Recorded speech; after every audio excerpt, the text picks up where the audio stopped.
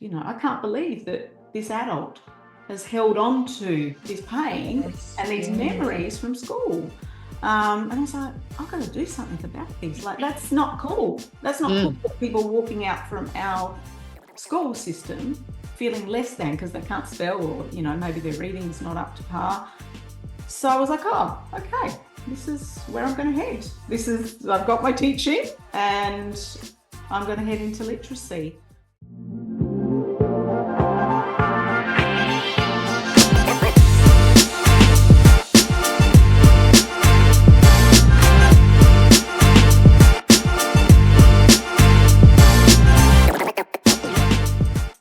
So we're going to talk about today, we're going to look at literacy with our children and what's going on maybe in schools and how kids are getting left behind with their reading and writing, the effects it's having on families because of that, and for the children's emotional well-being as well as their physical well-being if they're getting left behind in year levels, I suppose.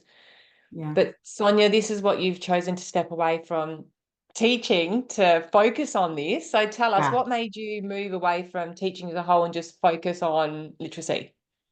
Oh, well, that's a packed story, Bonita. But look, I was in teaching for about 10 years.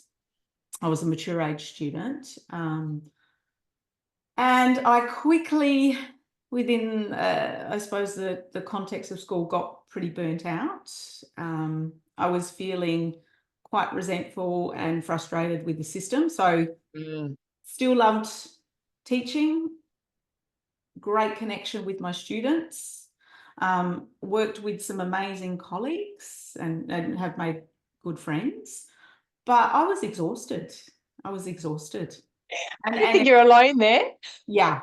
And it was, people have this perception, but you get all these holidays. It's like, no, look, by the time you get to the holidays, you're pretty burnt out.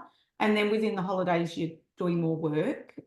So I just had this moment. I was like, do I want to keep going like this?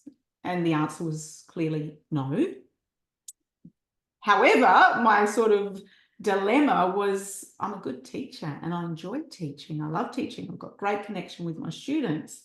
Do I just walk away because of a system?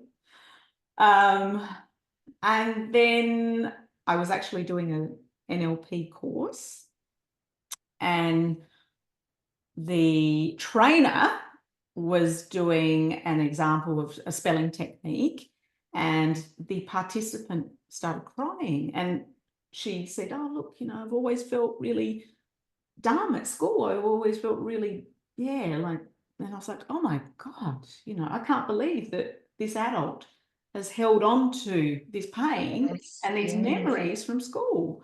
And I was like, I've got to do something about this. Like, that's not cool. That's not cool for people walking out from our school system feeling less than because they can't spell, or, maybe their reading's not up to par. So I was like, oh, okay, this is where I'm going to head. I've got my teaching and I'm going to head into literacy. And look, for me, it was really important that I wanted to master something. I wanted just to really focus on a particular curriculum area. As an early years teacher, you don't get that luxury. You kind of have to you've got to have your finger on the pulse for everything. Numeracy, literacy, sometimes science, sometimes they want you to be the PE teacher, social emotional. Like, there's a lot of curriculum areas that you're expected to cover. And it just wasn't working for me, my type of personality. So I went into the field of literacy and haven't looked back. Yeah. Right. And thanks for mentioning that, actually, because that is kind of one of my grimes with the system. Yeah. Is that they're putting teachers in there who, I've no doubt that the teachers are fantastic, right? They're in there, they've generally got good intentions, but they're not all these things. And so a teacher is teaching all these children, like you said, it could be geography, PE, music, and it's like, but they're not passionate about it. Yeah. So then how are you going to teach it? And then the children aren't getting the really good experience for that subject because they're being taught it by someone that doesn't really know about it or passionate about it. Yeah, spot on, Bonita. I remember speaking to someone, she was an SSO, I'm pretty sure it was Pakistan, and she said, even in the early years, it's very different. Like teachers are specialized. And I was like, Mm. oh, okay. So it just because this is the way it is in Australia, it's not like that everywhere. So yeah, I think it's important to have mastery of your subject. Not to say that you can only limit yourself to that, but you might want to build on that and then move on to something else if you need to. But Yeah. yeah, And having the, I guess, and having the ability in schools, because even if you find a teacher that is a master of it or yeah, has specialized in it, yeah, that they're allowed to go outside the rules of the curriculum as well. Because the curriculum is so stringent that if you have an alternate idea yeah, or belief or understanding of a concept, you actually aren't allowed to teach that. You have to teach what's specifically in the curriculum. So yeah. it's, I don't know. To me, it's a whole indoctrination. So. Yeah, yeah. Look, and I suppose that is also one of the reasons I moved out from schools in particular, was because I went into preschools for many years. Yeah, it was that sort of red tape around teaching like this Mhm. in a box. Yeah, And I get it to some degree. We do want to make sure that I suppose on a national level we're teaching certain elements that every kid can walk out and go, okay, yeah, they've had some exposure to this concept, this learning. I do think that's important, but I think we've kind of got to reflect on why is it there? What's the intention behind the Australian curriculum? yeah. And Yeah, yeah, exactly. What is the intention behind it? Because yeah, if you look back in history, the curriculum was created just to get kids out of the house more often. So it started off with a really basic curriculum, then they wanted the kids out of the house more often because they want them in this system to create soldiers and slaves, or now it's consumers and employees. yeah, So it yeah, wasn't actually based on the well intentions of a child and what they need to grow and evolve and prosper. It's to have them away from their families and cause division. yeah, So that kind, to me, knowing that part of history makes sense about why all these subjects are thrown out and why all of this is thrown out. It's like, is it really for the child? Is it just to keep them busy and in a system for 12 years?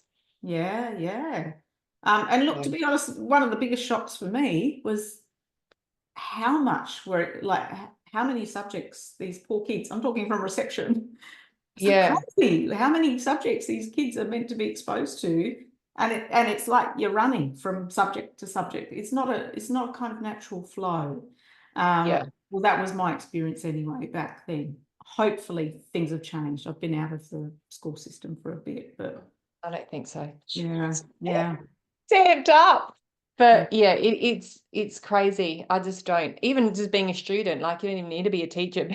If you went through the school system, it's just go, go, go. Don't yeah, focus on anything. yeah, John Taylor Gatter's got a really good book called Dumbing Us Down, and he goes through the intentions of schooling, and it's just like phenomenal.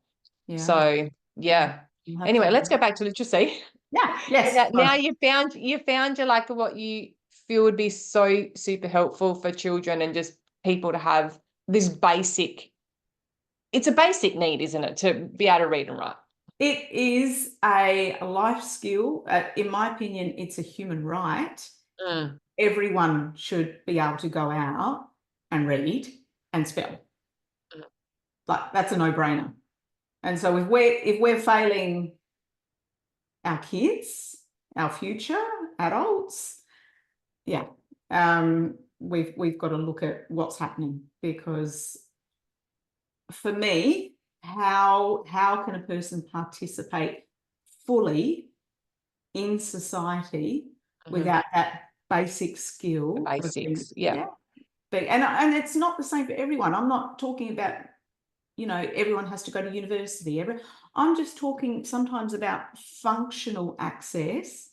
Conversational. Literacy. Yeah. Yeah, We're yeah. filling out a form, reading Yeah. a form as an adult. Like Mhm. these are important skills that people who can read and write take for granted every day, Mhm. including myself. Yeah. Yeah. Do you know the numbers about what the literacy is? Look, I'm always a bit Ballpark? skeptical about, Oh, because it can depend on obviously the I numbers are am. always a I bit, well, am. what are they saying at the moment? What's the... Look, I had a look at an article from the government website, and it was saying that 33% fit in the category of low levels of literacy. And I mean, that was quite shocking to me, that 33% of a nation like Australia fit in that category. Yeah. Yeah. And what's your experience like when you were in schools? How often would you say you'd come across children that really struggled or weren't where they could be, I suppose, with their reading and writing capabilities? Look, that is probably my first school I was at, first year out as a graduate, I was at a school that I suppose you'd classify as low socioeconomic background. And that was intense. Like I would say that maybe half, if not higher, my cohort, my beautiful class, were struggling. And look, it was really interesting. Part of my role, I had to fill out some information about parents of my students. I think it was a government requirement, and we had to fill that out and send it in. And it shocked me how many of my parents themselves had not actually finished high school. Okay. We go on with these blinkers and go, oh, this has been my experience in life. I've been able to, even though I came from a migrant background, but I got to university, went through school. And you kind of, like for me, I was just kind of assumed that most people had reached year 12 levels of education. But in that case, no. So, I suppose that perpetuating of cycles and the experience of education is definitely a factor with literacy. But look, then I kind of worked in other more affluent areas, I suppose, of Adelaide. And there was a huge difference. It wasn't to say that the children didn't have difficulties or weren't experiencing some levels of difficulties. But of course, when you've got the finances, you have access to get support. And you can do that. You can do that privately. So there's all these different factors, isn't there, to why people might not finish school, and but you're seeing a correlation between that not finishing school and struggling with their reading and writing. Look, I've worked with early years, and I suppose environment's going to play an impact. The child is we've got our biological influences, but then we've got our environmental influences. So if you're in an environment where it's literacy rich, and I don't mean flashcards, I'm just talking about, you might, like I did with my girls when they were younger, you read a book, like that was part of our routine at night, and it established that sense of like it was a joyful thing to be together and read together at night. Even just attending things like story time at libraries, which are free. The environment is building the exposure to literacy and a literate world. Perfect. So good segue, actually, you talking about that, because my question was going to be like, because we have children that are struggling, what percentage or part do you think a school plays versus what the actual family play? That's such a loaded question. Look, I think that we work together as a whole. I really do. I can see it from both perspectives. I feel like to some degree there's a level of expectations that schools are meant to do a lot of things. Like parenting, wave some magic wand and make my kid read. No. We do part of that. However, like families have that responsibility also to step in and support that at home. So it's got to be integral. We're working together to support this human being. And if one is failing, you know, tip the scale, it's just not going to work. Yeah, we're not Yes. going to get the maximum support for that student. And I do think, you know, these days we're busy parents. You know, look, we've seen a lot of changes. Both parents tend to be working these days in families. We have a lot of extracurricular activities, you know. So if we're out there playing footy or swimming or whatever, it can be difficult to find the time to support our children at home. Yeah. It's definitely a bigger conversation, or a bigger, I don't think bigger problem, but it's become such a gradual thing that parents, you know, with everything, with the cost of living and all of that, that parents both need to work. Like, that's not bumper snake either. That parents have been trained to believe that the school is there to raise their child instead of them. Yeah. How many parents do you speak to that like, even if you talk about something like homeschooling, they're like, I'm not qualified. It's like, no one's more qualified than you. You're the parent. But that whole mind game of them being told they're not to, but I think it's hard because it's something we've been conditioned to believe, that the school is there to look after everything, when the parents need to really take responsibility and also understand that they're super busy. Yeah. But how do they simplify their lives at the same time? Like, there's a few little wheels out there. Yeah, there's a few things. It's not just like that. It's life-changing transformations that families got to make to take the responsibility back. Oh, yeah, because you know, that sort of scenario sounds disempowering. It's like we're stuck in some sort of hamster wheel. Yeah. Yeah. Yeah. Yeah. It's the being conscious enough to take that responsibility and that power back of, okay, how do we simplify our lives so that we can take the responsibility for our child back? And if we choose to send them to school, it's just something extra they do, versus the school is the authority, or the one that's there to instill all the values and beliefs and morals that you could be or should be.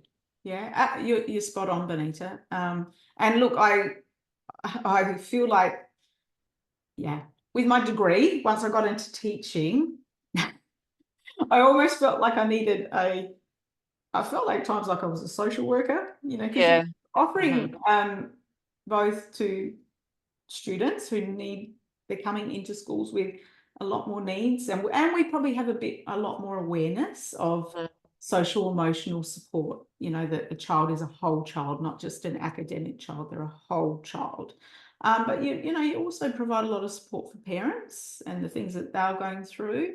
I feel like I had to wear many hats. Cleaner, so it's cleaning the room, but making my resources, like there's a lot of hats that the university quite prep me for. And there's a lot of hats that you're not I don't even like the word qualified, but trained in, like you said, like the emotional of that. Well, how you've gone into a situation where you've got to help these children emotionally, and maybe the parents as well. Yeah. And it's like, well, aren't trained in this.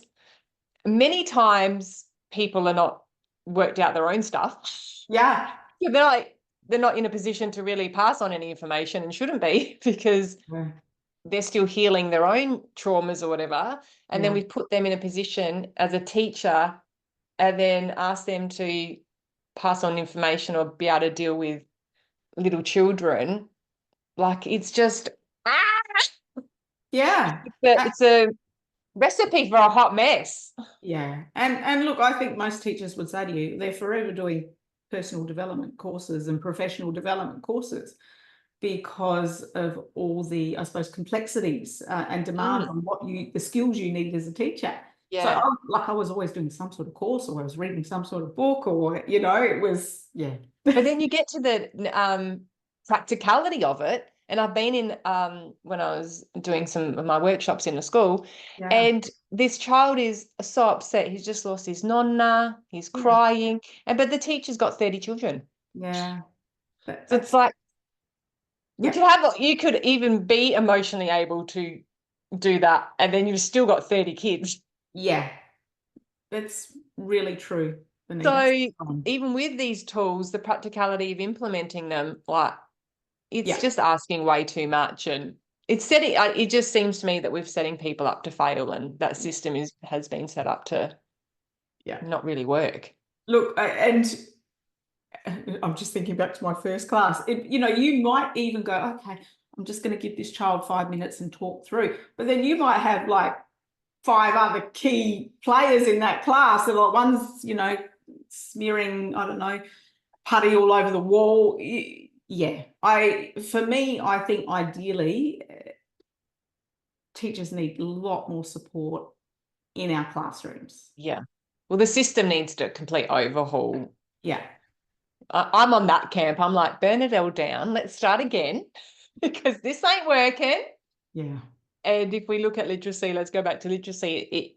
We can see it's not working because children are struggling. And what do you see or know of I guess the detriment or the pain points of what happens when children go through a system where they're not feeling comfortable or confident in their reading and writing?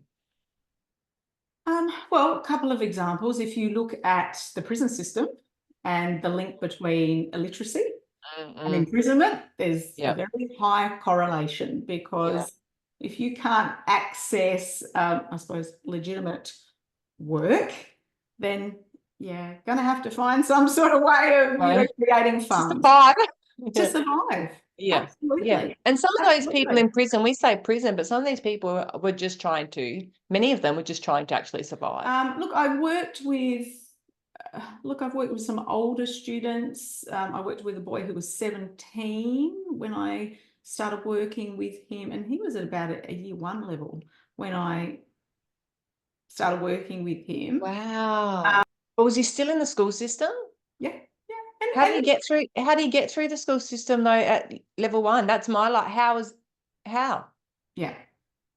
And look, he did have support, but things that I noticed was that they were doing a lot of the work for him. That was the support. What he needed was the support of actually learning, so that he felt empowered.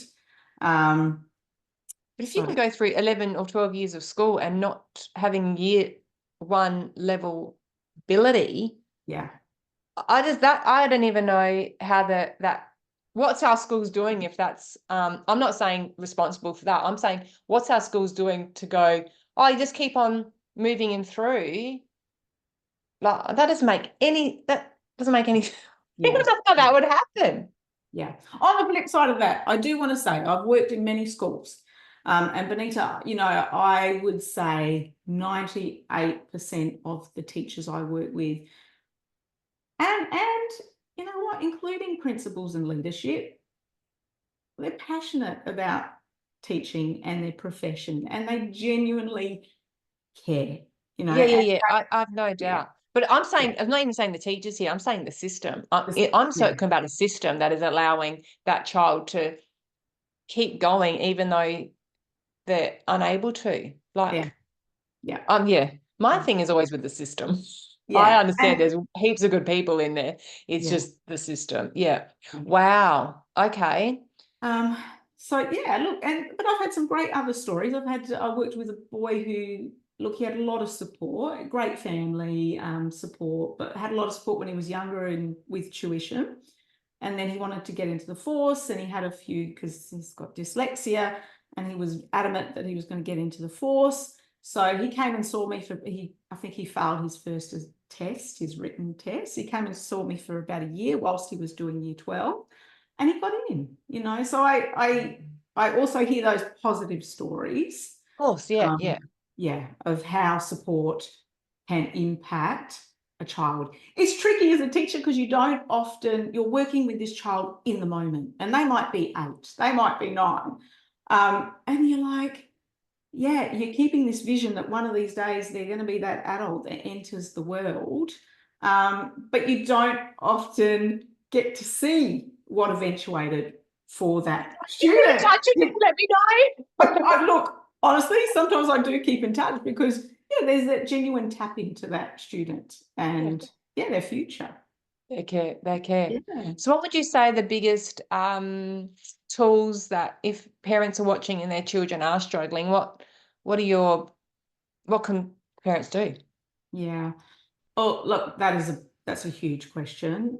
Just a I would say first of all, just spending time and being aware. And if you think your child is struggling, my number one thing would be is to have that chat with a teacher or someone else with some knowledge around the area and ask the questions. Don't be afraid to ask, like take your power back as a parent and ask those questions. Because, like in the past, if a child was not up to par with their peers, and there's going to be variations in development, right? We're not all the same. Oh, no way. Yeah, 100%. Yeah, I'm not a fan of that either with the system that all grade twos have to all be exactly the same and like But real. it can be useful in that if they're not kind of on par with their peers, is there something more going on here? Okay. Do we need to investigate this further? Because those early years are really, really important. We can Soak capture, up so much. if we can capture support and get the support that a child needs in those early years, it changes the trajectory of the future for that child. Yeah. Yeah. And so you're saying parents to So get tap some in, advice. like sit and read with your child, do the books with them, tap into that stuff. Look, with regards to things that I did with my children at home, I tried to make, it was a bit different in that I was studying the degree, but I tried to make homework or home practice just fun. Like we played bingo, I'd hide words around the house, we'd get a ball out and, hit the letter B or hit the letter that represents B or something like that. Play-Doh, as best I could, tried to make it a fun experience. Okay, great. Awesome. There's a lot of great resources out there, and you can go to libraries. Libraries have got a lot of, I think you have to pay $30 or something for a membership, but you can borrow great games that are centered around literacy. So tapping in and doing the support with your child at home, and making it a fun and positive experience. And if I can say anything, at least, I don't know, but like read with your child, read with your child. So even if they're not reading, they're being exposed to vocabulary that is expanding their knowledge. It's really important. And having those beautiful conversations with your child. Yeah. And most people should be able to do that. I think so. Just read I with think so. them.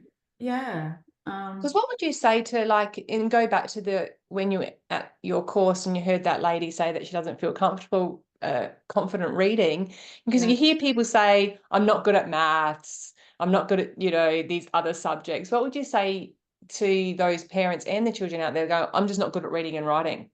What would I say? Look, I think that naturally we have dispositions, we have strengths in certain areas. However, I personally believe that we can work through with right support, with right mentoring. Yeah. We can work through those things, because if not, we're setting ourselves up, I'll give you an example in a minute, with a limiting belief about ourselves, and we use it as an excuse. So I would say 5 years ago, I would have said, no, probably a bit sooner, 2 years ago, I used to tell myself, oh, I'm not good at finances, I'm not good at budgets. It was crap. It was a limiting belief that I kept telling myself. So as soon as I got my business, I had to learn those skills very quickly, and I have, and I'm quite good at them. So it's, in my opinion, I sought support from a business coach. So I got that level of scaffolding that I needed to get better at that skill. But I have. Yeah. Even, I always say it's not about, comparing yourself to anyone else. Like for me, this job is about supporting that human to realize their own potential within themselves. And I don't care what that looks like. That's who that person needs to be. But they have the right to be able to have access to society, fill out a form. Like, yeah. And Why not? contribute as best they can. Because the person where I saw that the lady who was calling herself dumb, like that was such a limiting negative belief. Yes. And I'm sure that at an unconscious level, that has kind of affected maybe some choices that she's made in the future with her career and things like that. Yes, yeah, 100%. And then there's all these beautiful, great, amazing people out there that we want them contributing to humanity because they've got great things. And like even in these areas that we deem, so low socioeconomics, like why did you drop out? You still have so many gifts, but if you had the confidence, maybe you could share them with us. But if you don't have the confidence, then you just keep feeling not great about yourself, and then it's a perpetual cycle, isn't it, instead of moving through that. Spot on. Yeah. It's so important. I'm so on. Let's just get the reading and writing. Move on to the other thing. Very important. Basics there. The bless their cotton socks, especially the kids. Like definitely, this just be a no-brainer that they just are able to read and write and have the support to be able to do that. And look, I'm talking about it at a functional level, but for me personally, I find reading and knowledge. I'm a really curious person. It's a joy and it's a gift. Yeah. And I've usually got about 5 books on the go because I'm like, oh, I better start this book. Like to me, it's access to knowledge. Yeah. And I know we have audio books and things like that these days, and that's fine. But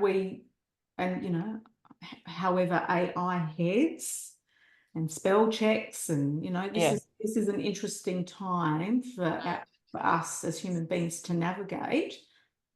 But we're always going to need that essential skill of reading and having at least a basic level of spelling. Spell check. To express yourself through word as well, to express yourself through writing and to me, it's a gift. Yeah, beautiful. Love that you chose to do this and specialize. And obviously there's a massive need for it because you have been called upon by so many children and families. So Sonia, tell us, where can we find you? What are you specifically working on? Tell us where you are and where we can find you. Yeah, so I've got a website called Support to Excel. So that's the main area. If you're interested, you can first have a look at my website, and then I've got I think it's a 20-minute chat that you can have with me if you want to know a little bit more. I am on Facebook and what's the other one? Instagram. And you work with families as well as in schools at the moment as well, don't you? So privately and through the school system. So families are like, can I get Sonia to come out and help my kids? Yep. Yeah. Look, I'm always hired by the parent. I probably have I reckon it's about 50-50 at the moment where I go to the home. And then I have about 50% of my clients where I'll go to the school. Parents need to get permission, and I've got all documents and working with children, all that blah blah blah blah, all the stuff that you need to set foot on into a school. But yeah, so I can do both. And for me, I've looked at maybe in the past, getting somewhere an office to rent and have people come to me. But I love the fact that I can actually go to people. I think it takes the load off parents, and especially those parents where children might have quite a few additional needs and supports. Yeah. Because it gets tiring. You do your best for your child, but you've got to go to this appointment and this appointment. So at the moment, I've just stuck with I like the idea that I go to them, I go to the student, I go to the home.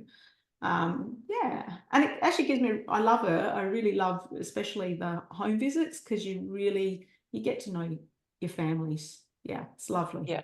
Yeah. Yeah. Yeah. And Yeah. they can be there or be involved and chat to them. Yeah, that's so nice. Yeah. Yeah. Yeah. Yeah. Beautiful. All right then. Thank you so much, Sonia, for having the chat My and pleasure. sharing all of that with us. It's great. Thank you for what you're doing. Thank you. And thank you for the stuff that you're doing. I'm very excited with your programs coming out. And yeah, I wish you all the best with that, because I really feel that families just need that extra bit of support and guidance. Yeah, I'm very excited for you, Bonita. Yeah. Thank you so much. Thank you.